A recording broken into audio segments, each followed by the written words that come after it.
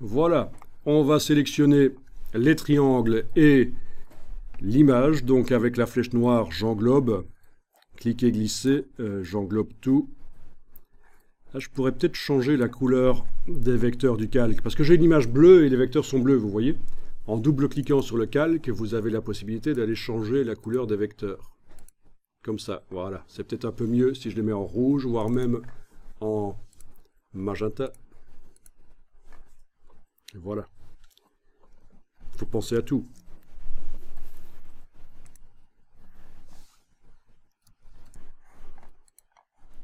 Et vous allez demander la fonction de masquage, c'est-à-dire objet masque d'écrêtage créé. Objet masque d'écrêtage créé. Et voilà. Comme vous remarquez, il n'y a qu'une seule des formes qui masque.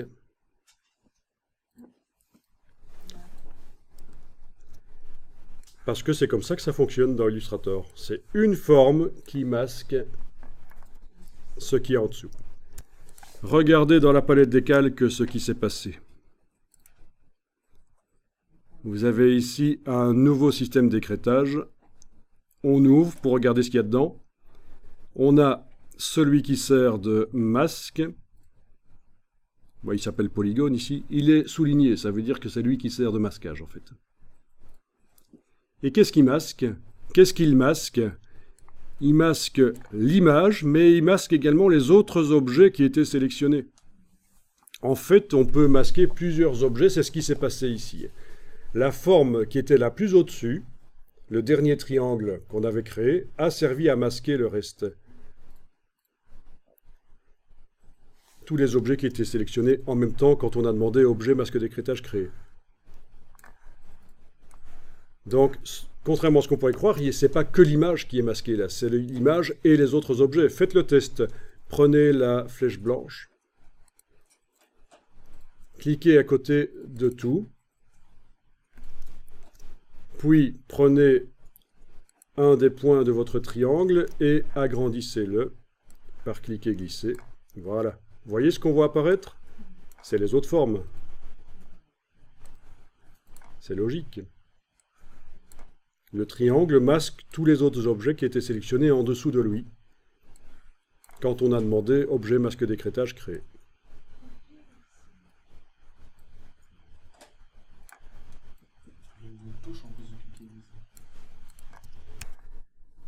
Ben, on va faire en sorte que tous les triangles arrivent à masquer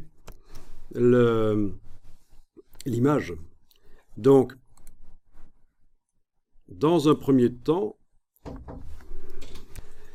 vous sélectionnez votre système d'écrêtage. Ben, par exemple, avec la flèche noire, vous cliquez dessus.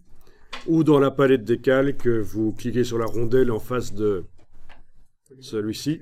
Écrêtez le groupe. Celui du dessus, hein, puisque les choses s'empilent au fur et à mesure de leur création, on voit bien, de toute façon, ça se voit sur la vignette que ça concerne bien notre écrêtage qu'on a là. Et pas celui qu'on a fait juste avant, il y a 10 minutes. Donc, il est sélectionné. Ben, on va l'annuler. Objet masque d'écrêtage annulé. Et voilà.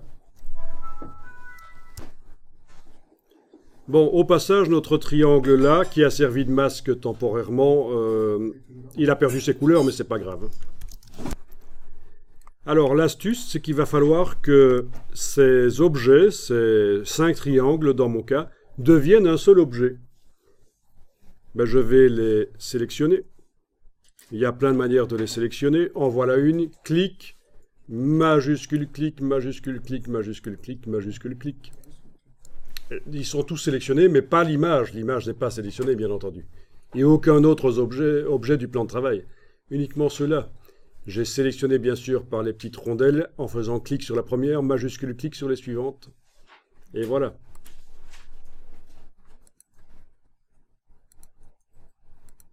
Ça se voit qu'ils sont sélectionnés. Le petit carré indique qu'ils sont sélectionnés. On a également la rondelle qui est devenue double, qui indique que c'est sélectionné. Il faut que je transforme en un seul objet. On va faire ça par exemple avec le Pathfinder. Menu, fenêtre, Pathfinder. Vous vous souvenez qu'on avait créé une lune avec ça? Avec deux cercles, on avait créé une lune, ce qui n'était qu'un seul objet au final. Donc, menu fenêtre Pathfinder. Vous avez une option ici qui s'appelle Réunion, je pense. Oui, le petit infobulle ne veut pas venir, mais c'est ça en fait, c'est associé. Alors, si certains de vos triangles se superposent aux autres, vous avez intérêt à faire Alt-clic pour faire une forme composite. Ben écoutez, on peut faire ça de façon d'office, puisque si par la suite on les bouge, ce serait intéressant. Donc Alt-clic, voilà. Qu'est-ce que j'obtiens? Une forme composite, enfin une forme composée, ils appellent ça forme composée, dans laquelle on a les polygones.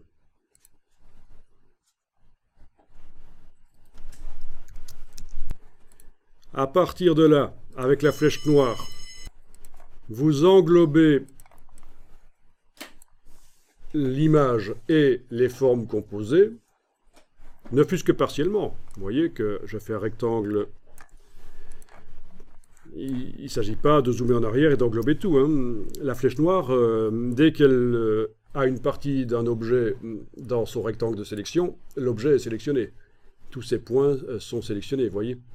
Ils ne sont pas creux, ils sont pleins, les points d'ancrage. Ça veut dire que c'est sélectionné. Et on va demander objet masque d'écrêtage créé. Et voilà. Donc c'est ça l'astuce. Normalement, le système d'écrêtage ici, il faut utiliser un objet pour masquer ce qui est en dessous. Mais si vous réunissez plusieurs objets en un seul, d'une manière ou d'une autre, notamment par le Pathfinder, avec une forme composée, puisque j'ai fait Alt-clic, eh bien, grâce à ça, on arrive à masquer une image avec, enfin une image, ou même des vecteurs, comme on va le voir plus loin, avec plusieurs formes. Voilà. Donc, comme tout à l'heure, j'ai l'outil de transformation manuelle qui permet de modifier la dimension de l'image et sa position. Il suffit d'ouvrir ce qu'on vient d'obtenir dans la palette des calques. Il y a d'autres manières d'y arriver, bien sûr, mais je ne vous explique pas. Ça ne sert à rien que je vous explique chaque fois les 3-4 manières de faire la même chose, hein. Si vous en connaissez une, c'est bon. Donc, j'ouvre ça. Je vais sélectionner l'image avec la petite rondelle. Voilà. Et j'ai pu la redimensionner. C'est déjà fait, en fait. Je l'ai fait il y a quelques secondes. Maintenant, si je sélectionne la forme composée, je peux également la bouger, la redimensionner avec l'outil de transformation manuelle. On voit, l'image reste en place, hein. La redimensionner, bien sûr, la tourner.